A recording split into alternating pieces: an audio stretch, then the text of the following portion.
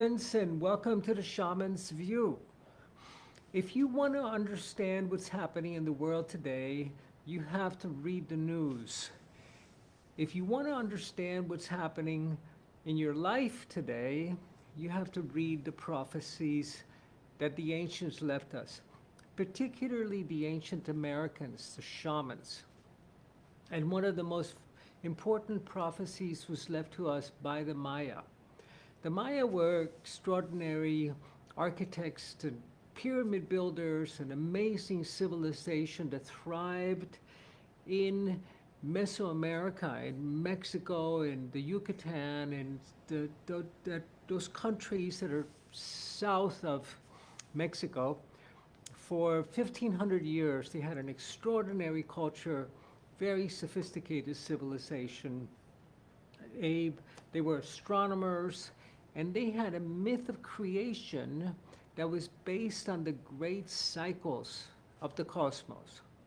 And they, like many other cultures in China, Mongolia, Tibet, among the Inka, they understood that time was cyclical, that there were moments of creation and there were periods of renewal where we would return back to the mother womb, back to the underworld, to be born anew. And they predicted one of these periods is happening today. And Shibalba is the name of the great mother womb. Shibalba is often depicted by archaeologists and anthropologists as the Mayan underworld.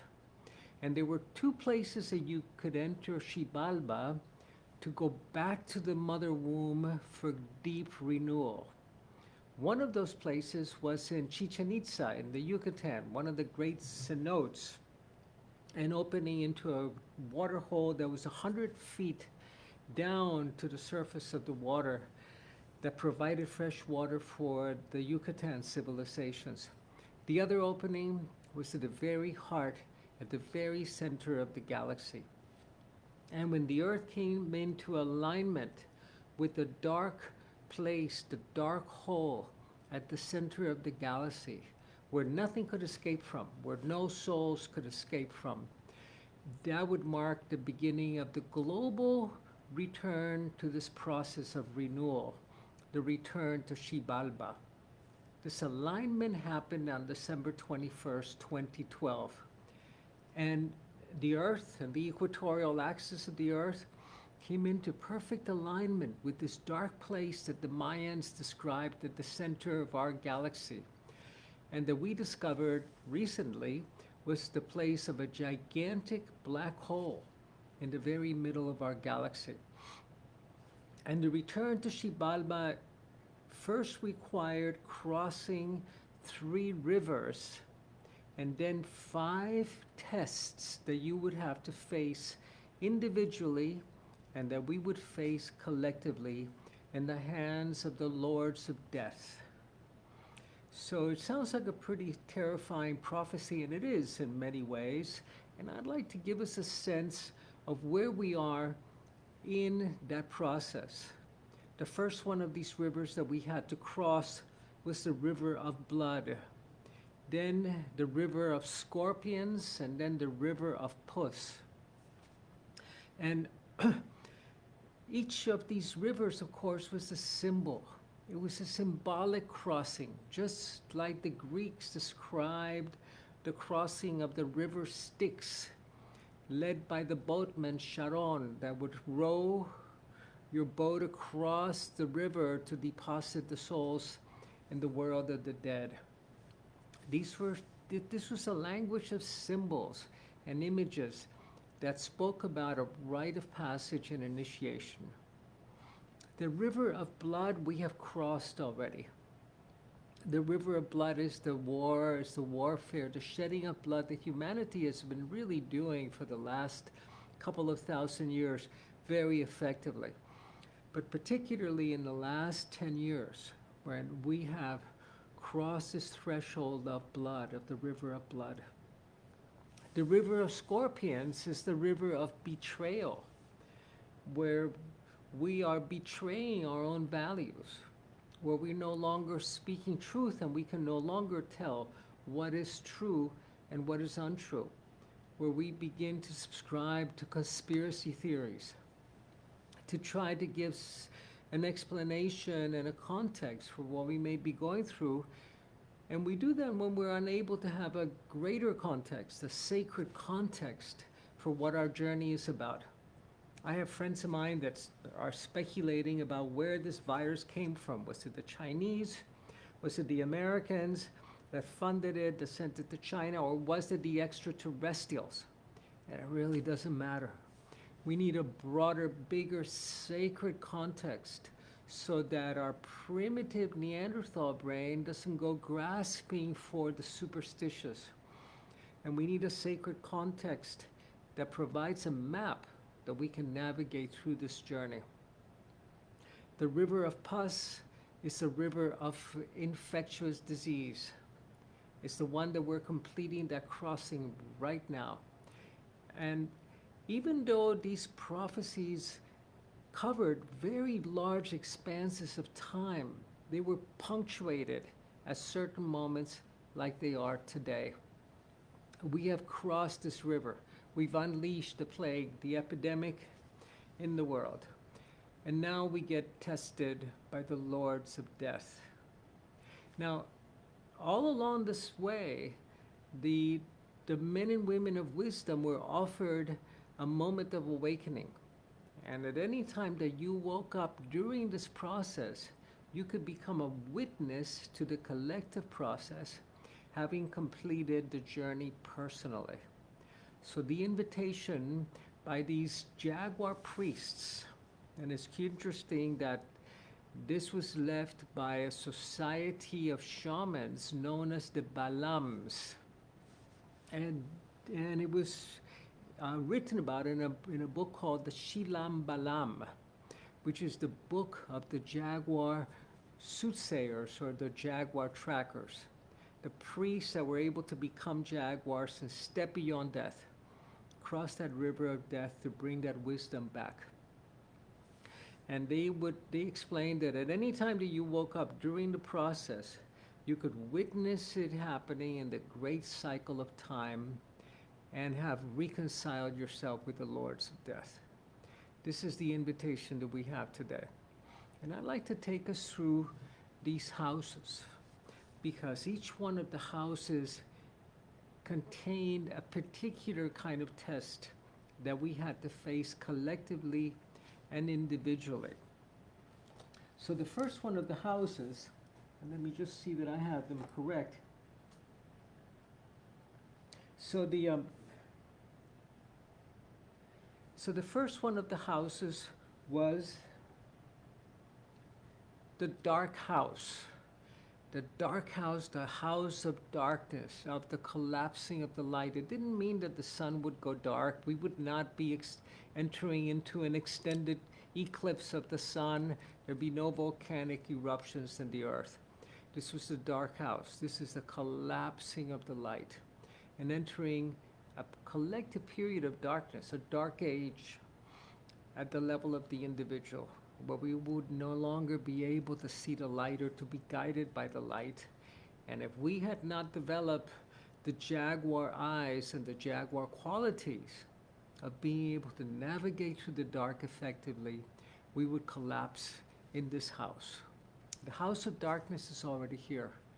No matter how much media or internet or communications we have stopped communicating with nature. We have stopped communicating with each other, unless it's digitally, of course. And we are collapsing into this place of collective darkness.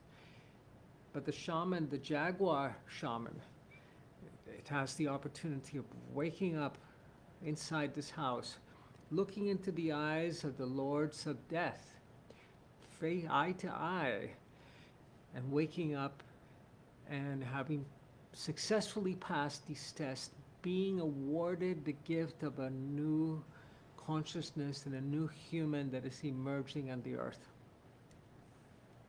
The next is the house of cold. The cold house was the house of isolation, when we would be shivering in the cold, unable to find another one that we could become warm with, the collapse of intimacy and the isolation of the individual, our individuality winning over our tribal consciousness and even our family consciousness. Everything becoming about the I, about me, about my story. And again, the Jaguar shaman had the opportunity to wake up in this house and understand that it's not about me. It's about we. It's about all of us. It's about the human family. It's about each other. It's about all lives matter, including the lives of the animals, including the lives of the insects and the flowers. It's about rededicating ourselves to the greater humanity and breaking free of that prison of the self, of the I, of the me, because that prison is infused with fear. That prison of the I is always threatened with losing its sense of identity. And instead, the invitation is to do as Rumi, the great Persian poet, did when he says to the beloved, to God, "For I have ceased to exist. I have ceased to exist. Only you are here." And this breaks us out. We pass the test of the house of cold. Now, these are not sequential. In fact, we're all experiencing these tests. We're in the collapse of darkness of the light. We're feeling isolated and alone, disconnected. We're unable to travel, to visit loved ones and dear ones. We're unable to hold their hand as they're dying in a hospital that you're not allowed to enter because of contamination. We can wake up and make it the house of we, the house of all of us that is inclusive of all of humanity. The next one is the house of the hungry jaguars. Fascinating house of the lords of Shibalba, the lords of death, and they're tricksters. They're offering you a quick out, an easy path beyond this. They're offering you to profit. Where should I invest in this time of tremendous crisis? Where do I put my energy and my money and my resources that I can get the best return? No, it's not about the personality. We passed that test. And now we are in the house of the hungry jaguars, where you have to find out how you can satisfy that deep hunger in your soul. And that deep hunger in the soul is solely satisfied by spirit. Nothing else can satisfy it. That very same skill set that brought you into the Jaguar shaman way, the way of being able to see through the dark, of being fearless in the dark, and leads you to the understanding that anything that needs to hide in the dark has no true power of its own. And when we reach that understanding, we wake up from this house of death, of the hungry jaguars. And the jaguar is the protector of the rainforest. It is the steward of all life. It is the female jaguar that looks after her young and that has no predators. So the waking up, the key here is understanding that you could practice fearlessness with wisdom, that we truly have no predators. Remember, for the shaman, there's no difference between being killed by a microbe or a virus and being killed by a jaguar. For us in the West, being killed by a microbe is a disease, and being killed by a jaguar is bad luck. For us as shamans, they're the same thing. We need to be in right relationship with jaguars, with microbes, and with all of life. And then all of life looks after us. We become the stewards of life, and we come back under the stewardship and under the care of the great mother, which is what we find in Shibalba. Shibalba is a journey to the dark, to the underworld, the journey of renewal. The same journey that the goddess Inanna did in Samaria, where she had to journey down into the depths, that Persephone did, that all of us must do to go back to the mother womb back through the dark. The Mayans did not leave a prophecy of doom. They simply elucidated in a very clear way. They left us a myth that we would have to decipher individually and use it as a compass to guide us through these challenging times. The next house that we have to, that we're challenged by, is the house of bats, the house of bats. The bats represent the dark. The bats it's amazing that this current epidemic that we're experiencing has come from a bat. The bats represent the dark, and as you enter into this cave of the mother womb, you find that it's populated by bats that begin flying about you and that are terrifying, that can get tangled in your hair, that can bite you and give you rabies, and all of your fears come up in the house of bats. But what they're doing is they're challenging you to face your fear. To face your fear and to understand that all of the demons that you find inside you have power only because of fear. And rather than battling them, and you can spend decades battling these demons, that what we have to do is to love them. Is to love them and feed them and not battle them. Turn them into our allies. Turn our demons into our protectors and our allies.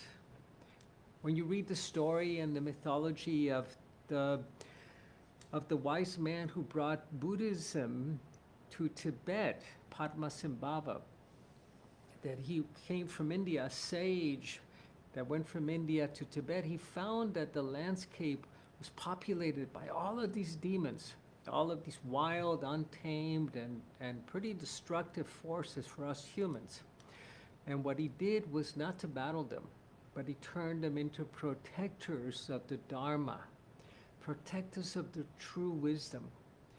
But he had to face them and feed them and transform them into allies. Otherwise, we will spend the rest of our lives working on ourselves, trying to improve ourselves, and disowning parts of ourselves that we're unwilling to accept.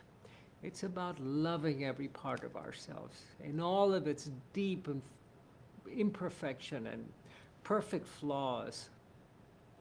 So this is the house of bats, the shrieking bats that are right at the entrance to the deep cave of illumination, where we will go to be stripped of everything that is us in the very next house, which is the house of racers, the house of blades.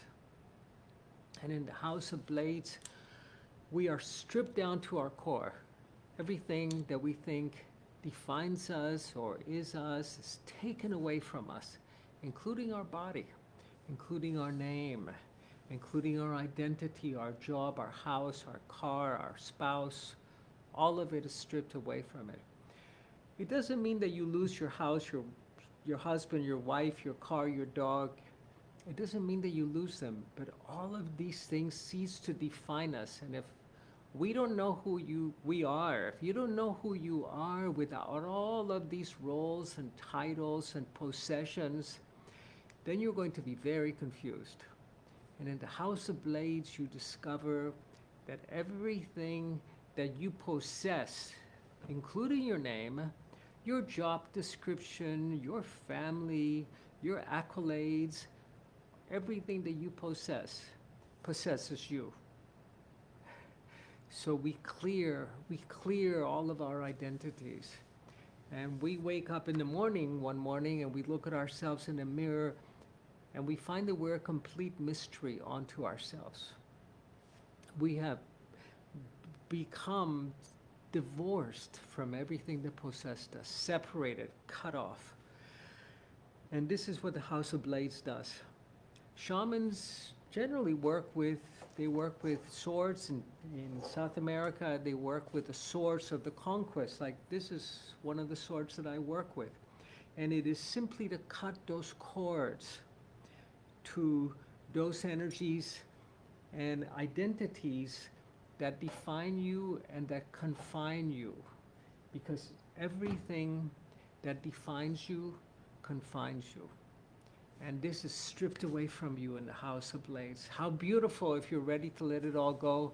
How horrifying if you're clinging to your name, to your identity, to who you are, to what you did. The last fire ceremony that I did, I put my name into it. I said, I need a little bit of distance from this name, because I'm not that name, because that will be taken away from me in the moment of death. Why not let it go today? I still respond when people say Alberto, but I know that that's not defining me any longer. This is what happens in the House of Blades. Some of us are caught in that process right now. Our old jobs are not there. Our identity as world travelers or explorers or entrepreneurs or healers or doctors or shamans or construction work, it's all gone.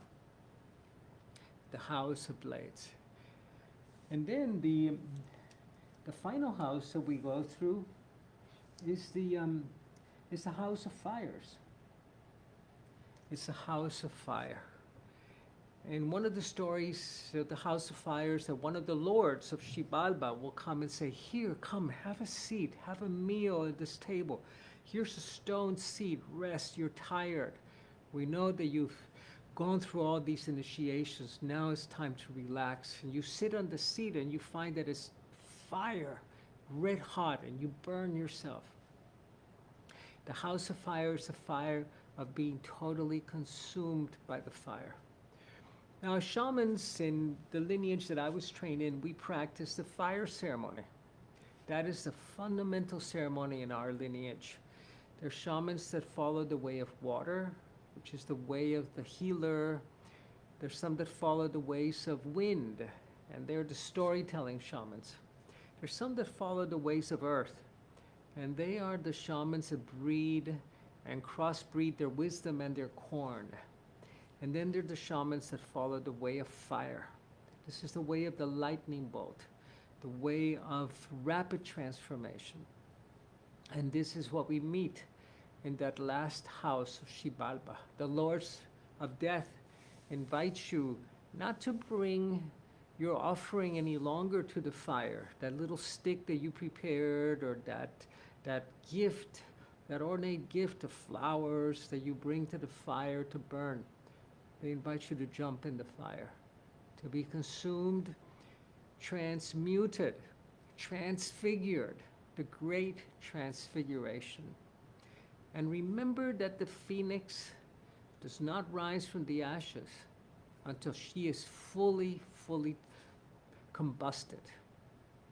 In fact, the phoenix is sitting on an egg, a radiant golden egg, and that egg will not hatch until the old is totally transformed by the fire of consciousness, not the fire of destruction, but the fire of wisdom, that fire that in the East was called the Kundalini, that fire that consumes and transforms, but only destroys when you resist it.